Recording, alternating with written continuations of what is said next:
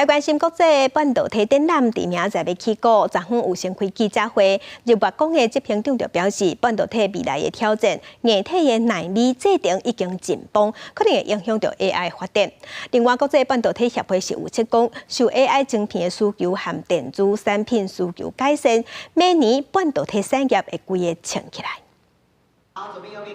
国际半导体展即要伫拜三开始，集合超过1000间的厂商来参展。即摆焦点除了先进制程、先进封装这渐渐的技术，未来 AI 安怎来应用科技渐进也是重点。车里的展前记者会也公开半导体未来起风的展望。我们在第3季预估的时候是看到一个YOY 会有一个4% 的成长，半导体那个 device 的 electronic device 的销售的预估是。 比去年成长3到5%。国际半导体产业协会指出，仅除了工业甲汽车领域以外，库存水位有加恢复正常。有加2025年受到 AI 晶片的带动，半导体会增强来复苏。不过，日月光执行长吴殿菊认为讲，台湾伫 AI 甲半导体占重要地位，不过未来依然有硬体不足，专项为整合这条件来克服。硬体在云端、在边缘装置会变成所有机会的 瓶颈，因为 AI 带来的影响有那么深远、那么重大，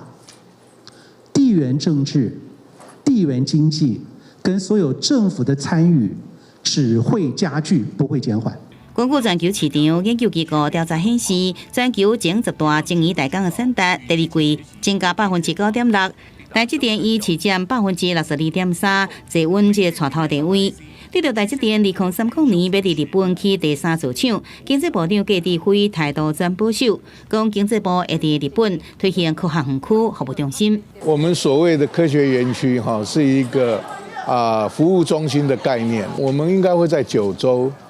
来服务所有的这个供应链厂商。如果要到日本去落地。 引起半导体业界注意的是，拜三的国际半导体展会邀请台积电、Samsung 甲 Google 这代表共台，这场科技精英的对谈，也看到未来半导体产业安怎迈向多元整合。